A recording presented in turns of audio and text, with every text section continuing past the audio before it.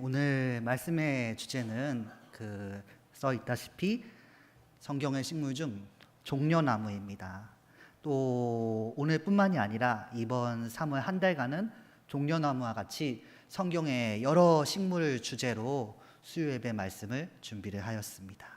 그래서 왜 성경에서 식물이라는 주제를 가지고 말씀을 준비하게 되었는가, 그 계기를 살짝 풀면서 말씀을 시작하려고 합니다. 연초에 교역자들이 함께 수요일에 우리 어떤 주제로 수요 예배 말씀을 전할지를 회의를 했었습니다. 회의 때 식물이나 당시의 풍습을 주제로 말씀을 전해보자 라고 의견이 모였던 것입니다. 저는 그때 좀 당황을 했습니다. 왜냐하면 식물 위주로 성경을 본 적이 없었기 때문입니다. 그래서 이번에 말씀을 준비하면서 성경의 식물들을 보는데, 이렇게 성경의 식물이 그냥 있는 게 아니라 많은 은혜로운 의미가 있었구나 라는 걸 발견을 할 수가 있었습니다. 제가 알게 된 이 성경의 식물의 은혜로운 부분들을 오늘 말씀 들으시는 우리 성도님들도 가득 받게 되기를 소망합니다. 오늘 말씀 본문에는 종려나무가 등장을 합니다. 이 종려나무를 같이 보게 될 텐데, 보기에 앞서서 말씀 본문의 그 상황을 함께 상상을 해보면 좋겠습니다. 말씀의 때는 예수님께서 명절을 맞아서 예루살렘에 입성하시던 때입니다. 예수님께서 구약의 선지자들이 말한 메시아의 조건이 되는 그 예언에 맞게 나귀를 타고 예루살렘에 입성을 하시는 것입니다. 그 모습에 수많은 사람들이 예수님을 열렬히 환영합니다. 그 장면이 되는 게 오늘 본문 말씀인데, 요한복음 12장 13절 말씀만 함께 읽어보겠습니다. 종려나무 가지를 가지고 맞으러 나가 외치되 호산나 찬송하리로다. 주의 이름으로 오시는 이 곧 이스라엘의 왕이시여 하더라. 아멘. 이 말씀을 들었을 때 말씀의 상황이 얼마나 화려했을지 상상할 수 있으신가요? 요한복음 12장 13절과 병행하는 구절, 같은 내용을 담은 구절이 마태복음 21장 8절인데, 거기도 보면 예수님께서 가는 길에 수많은 사람들이 자신의 겉옷과 나뭇가지를 깔아서 길을 덮었다고 하고 있습니다. 예수님으로 인해서 분명 그 예루살렘 성전이 들썩들썩 했을 것입니다. 통째로 술렁거렸을 것입니다. 이 병행 구절인 마태복음 21장 9절, 마가복음 11장 9절, 10절에 보니까 예수님의 앞뒤로 사람들이 가득 찼었습니다. 그리고 호산나를 외쳤습니다. 우리 마태복음 21장 9절도 함께 읽어보겠습니다. 앞에서 가고 뒤에서 따르는 무리가 소리 높여 이르되 호산나 다윗의 자손이여 찬송하리로다. 주의 이름으로 오시는 이여 가장 높은 곳에서 호산나 하더라. 아멘. 말씀에 나오는 이 호산나, 크게는 구원의 주소서라는 뜻을 가지고 있습니다. 이렇게 외치는 사람들 가운데 예수님이 어떻게 보였을까요? 겉보기에는 찬양과 영광이 가득한 참된 왕의 모습으로 보였을 것입니다. 그때 예수님을 따르고 있던 제자들의 기분은 어땠을지 상상해 보겠습니다. 제자들은 어땠을까요? 뭔가 가슴이 벅차오르지 않았을까요? 이제 뭔가 되는구나. 우리 예수님께서 진짜 여기서 큰 것을 하시겠구나. 이렇게 마음속으로 기대를 하였을 것입니다. 네, 기분 좋은 상상은 여기까지 하겠습니다. 이제 우리가 간과하는 부분을 짚어보도록 하겠습니다. 문제는 목표입니다. 제자들도 그렇고 사람들이 예수님을 이렇게 따르면서 예수님의 목표로 알고 있는 것이 무엇입니까? 바로 이스라엘이라는 한 나라의 정치적인 구원입니다. 제자들도 그렇고 오늘 말씀에서 환호하고 있는 사람들 대부분 예수님께서 이스라엘이라는 나라를 구원하는 정도에 그칠 거라고, 사실 그것만 해도 대단한 것이지만 그렇게 믿었습니다. 이게 아쉬운 부분입니다. 예수님과 사람들은 구원에 대해서 서로 다른 이해를 가지고 있는 것입니다. 당시 사람들이 생각하는 구원은 그때 당시 세계 최강대국이었던 로마에게 이스라엘이 식민 지배를 당하고 있는데 지배에서 해방되는 것입니다. 사람들이 외치는 호산나, 지금 구원하소서, 이 말은 예수님께서 유대인들의 왕, 그리스도, 즉 기름 부음 받은 사람으로서 정치적으로 이스라엘을 이 식민지라는 상황에서 구해주실 것이다. 그런 기대가 가득한 말입니다. 반면에 예수님의 사명은 무엇입니까? 이스라엘이라는 한 나라만 구원하는 게 아닙니다. 그거랑 비할 수 없을 정도로 크고 중요한 것입니다. 바로 이 세상 전부 모든 사람의 죄를 씻는 것입니다. 그리고 그러기 위해선 십자가에 못 박혀 돌아가셔야 합니다. 예수님께서는 제자들에게 전에 그 예수님의 사명에 대해서 말씀을 해 주셨습니다. 그런데 제자들 중에서 예수님의 말씀을 이해한 사람이 없었습니다. 그나마 예수님을 가장 잘 따른다고 평가받는 제자가 베드로인데, 베드로마저 예수님의 사명을 말씀해 주시는 걸 들었을 때 반응을 이렇게 해버립니다. 그게 마태복음 16장 22절인데 16장 22절도 우리가 함께 읽어보겠습니다. 베드로가 예수를 붙들고 항변하여 이르되 주여 그리 마옵소서, 이 일이 결코 주께 미치지 아니하리이다. 예수님께서 내가 죽은 후 부활할 것이다 라고 말씀하셨는데 베드로의 반응이 이랬습니다.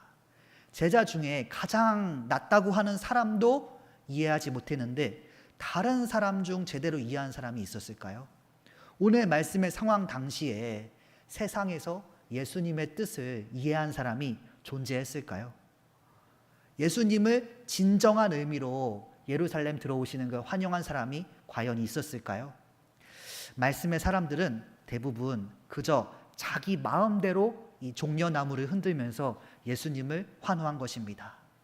예수님은 그때 분명 엄청난 환대를 받았지만 그 마음속에는 아무도 자신의 뜻을 알아주지 않는 그런 어둠 속을 걷고 있는 기분이 아닐까 예상해 볼 수 있겠습니다. 아무도 예수님의 뜻을, 마음을 알지 못하였습니다. 세상 누구도 당시에 예수님의 뜻을 몰랐습니다. 다만 이 사람들이 예수님께 거는 기대가 있습니다. 이스라엘을 구원할 거라는 그 기대 자체는 어마어마하게 크고 간절한 것입니다. 그걸 짐작할 수 있는 일화가 있습니다. 예수님께서 하늘로 올라가신 다음에 60년대 후반에 이스라엘이 로마 상대로 독립전쟁을 합니다. 그래서 3년을 넘게 버텨냈습니다. 당시 로마는 세계 최강이라 해도 손색이 없을 나라인데 몇 년을 버틴다. 그건 대단한 것입니다. 로마가 결국 이기긴 했는데 로마군이 이 마사다라고 하는 최후의 유대인 요새를 점령에 들어갔을 때 충격적인 걸 보게 됩니다. 요새 안에 살아있는 사람이 어린이 5명, 노파 2명이었던 것입니다. 나머지는 제비뽑기를 했습니다. 그래서 서로 죽인 다음에 율법에 따르면 자살하지 말라고 했기 때문에 서로 죽인 다음에 최후에 남은 한 명이 어쩔 수 없이 요새에 불을 지른 다음에 자살한 것입니다. 이 일화만 봐도 이스라엘 사람들이 이 독립을 얼마나 바래왔는가 우리가 예상해 볼 수 있겠습니다. 사랑하는 가족, 이웃, 자기 자신의 목숨까지 다 걸 정도로 나라의 독립을 간절히 바래왔습니다. 근데 그렇게 바라고 기다려온 그 구약성서의 예언자들이 나타나서 말했던 나라를 독립시켜줄 그리스도, 기름 부음 받은 왕이 예루살렘에 들어온다. 이 소식을 들으니까 기대가 하늘을 찌르면서 종려나무를 열렬히 흔들면서 환영을 했던 것입니다. 말씀의 상황은 이랬습니다. 자, 그러면 우리 다른 식물도 이스라엘에 참 많은데 왜 하필 종려나무를 흔들면서 환영을 했는가? 그게 이유가 있습니다. 사실 엄밀히 따지고 들어가면 일단 성경의 종려나무는 대추 야자수에 해당합니다. 근데 번역이 종려나무로 된 것입니다. 원래 종려나무란 이름을 가진 나무는 따로 있습니다. 그래서 잠시 사진을 잠깐 보여주시면 그 왼쪽이 이 제가 보는 쪽에서 왼쪽이 종려나무이고 오른쪽 이 성경에서 종려나무로 번역이 되어버린 대추 야자수입니다. 근데 사실 얼핏 보면은 헷갈릴 만한 게 생김새가 좀 비슷하지 않으신가요? 저는 아마 실제로 보면은 이 둘을 별로 구분할 수 있을 것 같지 않습니다. 예, 이 성경에서 종려나무라 하는 거는 원래 이름은 대추 야자수인 것입니다. 근데 이왕 번역은 이렇게 되었으니까 편의상 오늘 말씀에서는 명칭을 종려나무라고 통일을 하겠습니다. 양해를 부탁드립니다. 이 종려나무는 특징이 하나 있습니다. 바로 생존력이 어마어마하다는 것입니다. 종려나무를 베고 남은 그루터기를 불에 태우면 자르고 불태운 그루터기에 다시 싹이 나서 자라기 시작합니다. 엄청난 생존력을 가졌죠. 그래서 식물학 이름으로 한번 넘겨주시면 이런 이름이 붙었습니다. 종려나무를 피닉스 닥틸리페라라고 합니다. 제가 주목하고 싶은 분은 앞에 피닉스라는 단어입니다. 만약 저 앞에 피닉스라는 단어의 뜻을 알고 계시지 못한다, 모른다, 낯설다 라고 하시면 그분은 어디 영화 같은 거 잘 안 보시고 경건하게 지내시는 분일 가능성이 높습니다. 근데 만약 앞에 피닉스라는 단어가 익숙하다, 많이 봤다 그러면은 이 게임이나 영화 좋아하는, 판타지 영화 좋아하는 젊은 세대와 통하시는 그런 분일 가능성이 높습니다. 저 피닉스는 불사조를 말하는 것입니다. 불사조는 이 말씀드렸던 판타지 영화나 게임의 단골 소재로서 등장하는 것인데 유럽 신화에 따르면 500년간 쉴 새 없이 불타는 새입니다. 그러다가 전부 스스로를 소진하고 재가 되어버린 다음에 재 속에서 다시 새로운 불사조로 부활하는 상상 속의 존재입니다. 우리 말 중에도 불사조처럼 일어난다 이런 관용어가 있을 정도로 크립티드 중에서는 아주 유명한 편에 속하는 것입니다. 근데 이 종려나무가 한낱 식물인데도 불사조라는 피닉스라는 별명이 붙었다는 건 이 나무의 생존력이 얼마나 좋은가 그걸 우리가 짐작할 수 있는 것입니다. 그래서 말씀에서 사람들이 이 생존력 좋고 끝없이 다시 일어나는 부활의 상징인 종려나무를 예수님을 환영하면서 흔들었던 것입니다. 그 앞에 깔아 길을 덮었던 것입니다. 우리 이스라엘이 이 종려나무처럼 무한한 놀라운 생명력으로 다시 일어나겠지 믿으면서 그런 행동을 한 것입니다. 네, 이렇게 말씀을 들으니까 오늘 본문 말씀 예수님께서 사람들에게 환대를 받는 이 장면이 좀 새로운 관점으로 보이실 거라 생각이 듭니다. 이 세상에 아무도 예수님의 뜻을 알아주는 사람이 없고 심지어 종려나무의 질긴 생명력 그 의미마저도 예수님과 사람들이 이해하고 있는 느낌이 다른 겁니다. 사람들은 정치적인 구원을 원했고 예수님께서는 영혼 구원을 위해 오셨습니다.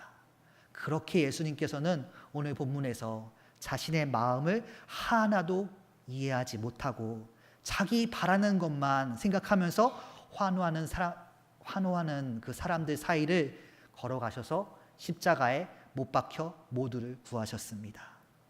저는 오늘 이 말씀의 상황이 어쩌면 오늘날이 아니더라도 언제나 기독교인의 상황과 비슷한 부분이 있지 않나 생각을 합니다. 우리 가끔 우리 하나님께 우리라고 하지 않겠습니다. 저는 가끔 하나님께 지극히 개인적인 기도를 드릴 때가 있습니다. 제가 그렇게 했다는 게 아니고 예를 들어 보면은 예수님 주님의 그 사랑하는 자녀가 부자 되게 해주세요. 출세하게 해주세요. 나를 위한 사랑을 주세요. 제 이기심에 맞는 축복을 주세요. 지극히 자기 중심적인 기도를 제가 할 때가 있습니다. 이 앞서 말한 예시의 경우에 그 뜻이 주님의 뜻과 일치하지 않을 수 있는 거죠. 예를 들어서 예수님의 뜻이 믿는 사람이 부유해지고 잘 나가고 교회가 큰 권세를 휘두르는 게 주님의 뜻이 아니라면 안 맞게 되겠죠.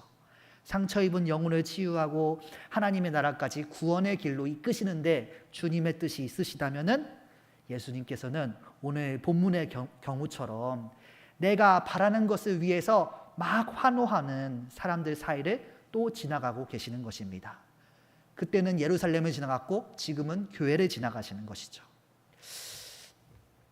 내가 바라는 것을 막 외치는데 예수님의 뜻은 관심도 없는 사람들이 가득한 곳, 예수님께서 그곳을 지나가고 계십니다. 우리는 무엇을 해야 할까요? 우리가 만약 그렇게 사람과 예수님의 뜻이 어긋난 걸 눈치챈다면, 알고 계신다면 우리가 예수님을 환호하는 수단, 그 종려나무, 내 기도를 되돌아봤으면 좋겠습니다. 내가 바라면서 엄청 가길 원하는 길이 있는데 그게 예수님께서 뜻하시고 가시는 길과 뭔가 다르다, 그걸 깨달으신다면 내 기도, 내가 쥐고 바라면서 예수님을 열렬히 환영하는 종려나무와 같은 수단을 되돌아보시길 바랍니다. 네, 분위기를 조금 환기를 하겠습니다. 앞서 말씀드린 그 극단적인 예시 때문에 우리 성도님들 중에서 그럼 예수님께서 내가 바라는 건 들어주지 않으실 거다 라고 생각하거나 그러셔서 시험에 드시는 일은 없으시기 바랍니다. 왜냐하면 이 세상 어떤 의도를 가지고 어떤 상황에 처해서 예수님께 나아왔던 간에 예수님을 환호하고 찬양하고 예수님과 함께하는 건 정답이기 때문입니다. 제가 아까 종려나무가 엄청난 생존력을 가지고 있다고 말씀을 드렸습니다. 근데 이 나무가 엄청 큰 약점이 하나 있습니다. 이 나무를 죽이는 게 사실 굉장히 간단한 일입니다. 뭐냐면 이 가지 중앙 상층부에 하늘을 향해 직선으로 뻗어 있는 가지가 있습니다. 사진이 하나 있습니다. 이 책 그림이 있는데 저 부분을 꺾는 것입니다. 여기가 나무의 생장점입니다. 그래서 딴 곳은 모릅니다. 딴 곳은 몰라도 여기만 꺾어버리면 나무가 더 크지 못하게 됩니다. 그리고 당연히 더 크지 못하는 나무는 점점 말라 죽어가는 것입니다. 예수님을 따르는 사람들 역시 마찬가지입니다. 다른 곳이 불타고 베이고 고통스럽고 힘들고 욥처럼 모든 부분에 있어 고난을 당하고 많은 것을 잃더라도 그리스도인은 예수님이라는 생장점만 있으면 다시 일어날 수 있습니다. 근데 반대로 가장 중요한 생장점이 되는 부분, 믿음을 잃는다면, 신앙을 잃는다면, 예수님과 멀어진다면 세상에서 아무리 잘 풀려도 소용이 없습니다. 영이 죽어가기 때문입니다. 그렇게 우리가 오늘 말씀에서 종려나무를 보면서 예수님을 끝까지 따르시되 또한 바르게 따르시길 소망합니다. 말씀에서처럼 종려나무를 흔들면서 부활에 대한 기대를, 내가 원하는 기대를 잔뜩 품으면서 예수님 환호하는 것 좋습니다. 그런데 환호하는 건 반기는 거고 찬양은 찬양이고, 내가 예수님과 같은 길을 따라서 걷고 있는가, 예수님의 뜻이 무엇인가 확인하고 돌아보는 시간은 가져야 하는 것입니다. 만약 그렇지 못한다면 오늘 말씀과 같은 일이 또 반복이 될 것입니다. 예수님께서 그 자신을 환호하는 사람들 사이에 둘러싸였는데 외로운 길을 걸으시는 거죠. 그런 일이 일어나지 않게 하는 건 오늘 말씀을 듣고 있는 우리에게 달려 있습니다. 오늘 말씀을 이렇게 보니까 예수님께서 사람들의 환호 받으면서 종려나무 길을, 그 틈을 가는 게 참 기구하다, 이렇게 생각하시는 성도님도 있을 수 있겠습니다. 종려나무에 관한 말씀을 좀 더 드리겠습니다. 종려나무는 성경에서 사람 이름으로 나왔습니다. 근데 그 이름을 가진 그 사람들이 팔자가 기구하다라고 표현할 수 있겠습니다. 종려나무를 히브리어로 하면 타마르라고 합니다. 그리고 우리 성경에는 다말이라고 번역이 되어 있습니다. 다말이라는 이름을 가진 여인이 창세기 38장에 유다의 며느리, 사무엘하 13장에 다윗 아들 압살롬의 누이, 14장에 압살롬의 딸, 이렇게 나오는데 이 다말들의 공통점이 있다면 전부 예쁘다는 겁니다. 전부 미인입니다. 사무엘하 13장 1절이나 14장 27절에 보면 미모가 뛰어나다, 그 성경에서 직접 언급을 하고 있습니다. 잠시 13장 1절을 또 보면은 다윗의 아들 압살롬에게 아름다운 누이가 있으니 라고 하고 있고, 또 14장 27절을 또 보면은 그는 얼굴이 아름다운 여자더라 라고 성경에서 인정하는 공식 미인입니다. 근데 이 다말들의 미인들의 공통점이 있다면 인생의 기구한 포인트가 있다는 것입니다. 유다의 며느리 다말은 청산과부가 되었습니다. 압살롬의 누이인 다말은 이복 형제에게 욕을 당한 경험이 있습니다. 압살롬의 딸 다말은 아버지 압살롬이 다윗에게 이 반란을 일으키다 죽어서 아버지를 일찍 여의는 비극이 있었습니다. 그리고 이렇게 뭔가 기구한 인생을 살다 간 다말들이 이름이 하필 다 타마르, 종려나무라는 뜻의 이 다말이라는 이름이 붙은 건 결코 이유 없이 된 게 아닐 것입니다. 애초에 이스라엘이라는 나라 자체가 툭하면 주변국에 침략을 당하거나 싸우거나 하면서 다사다난했던 나라입니다. 한 많고 바람 잘 날 없는 그런 인생과 그런 마음을 대변한 게 또 이 종려나무이기도 한 것입니다. 그렇게 본문으로 돌아와서 보면 이스라엘 사람들은 예수님을 맞이하면서 그냥 잘 보이는 아무 식물이나 흔든 게 아닙니다. 다사다난하고 지치고 고된 삶을 예수님 앞에 흔들었던 것입니다. 내가 지금 이 힘든 상황에서 조금이라도 더 나아지길 바라는 마음으로 호산나, 주님 지금 저희를 구원해 주세요 외치면서 예수님을 환영하였던 것입니다. 우리 역시 그럴 때가 있지 않습니까? 각자 내 힘들고 어려운 부분, 기구하고 한 많은 부분, 그 부분을 가지고 예수님을 맞이할 때가 있을 것입니다. 예수님을 환호하며 예수님을 찾을 때가 있을 것입니다. 그때 이 삶에서 힘든 일이 있을 때 또 예수님보다 우리의 간구를 잘 듣고 응답해 주실 분이 어디 있겠습니까? 우리가 어려울 때 이 사람 이름으로선 기구하지만 불사조처럼 다시 일어날 생명력을 상징하는 종려나무를 드는 마음으로 예수님께 나아가길 바랍니다. 호산나, 구원해 주세요 환호하면서 날마다 주님께 나아가는 우리가 되길 바랍니다. 말씀을 정리하고자 합니다. 종려나무에 대해서 생명과 죽음 두 가지 측면을 보았습니다. 하나는 죽음에 관한 건 먼저 하겠습니다. 어마어마한 생명력을 가졌지만 이 생장점 하나만 꺾어버리면 죽음에 이르게 됩니다. 그 모습은 다른 게 다 있어도 중심 되시는 예수님과 멀어지면 결코 구원받을 수 없는 우리 인간의 모습과 같습니다. 믿는 사람은 어떤 경우에도 예수님을 따르고 믿음을 붙드시기 바랍니다. 아니면 죄로 인해서 사망의 결과만이 나타날 것입니다. 종려나무에 대해 본 또 다른 하나는 생명력에 관한 것이었습니다. 불사조가 살면서 내내 불타다가 재가 되면 비로소 부활하는 것처럼 그 학명이 붙은 종려나무처럼 예수님께서는 그 당신의 뜻을 이해하지 못하고 오로지 자기 중심적인 생각과 마음으로 살면서 나를 위해 예수님을 환호하는 모든 사람들을 그 사이를 걸으셔서 십자가에 못 박히시고 부활하시면서 당신의 모든 것을 불태우셨습니다. 그렇게 부활하셔서 우리를 다 구원하신 것입니다.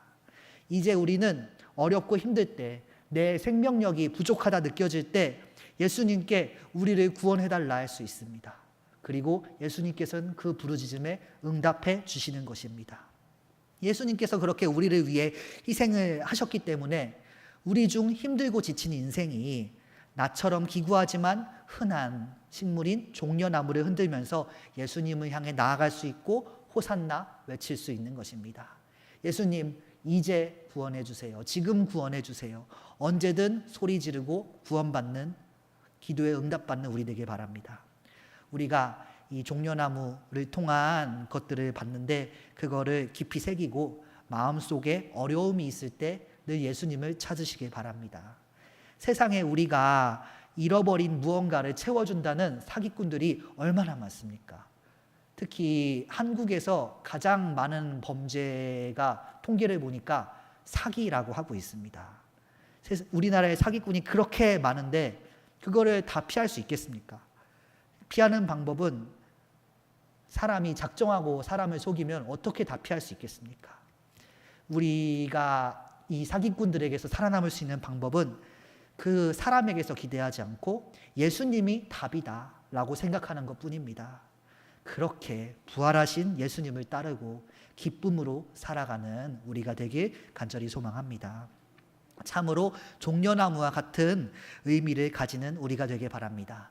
마지막까지 믿음 잃지 않고 무너져도 다시 일어나 부활하신 예수님을 따르고 그 뜻을 찾고 힘들 때 의지하고 예수님의 뜻을 알아가고 확인하고 찾아가는 우리 되기를 주님의 이름으로 부탁을 드립니다. 기도하시겠습니다.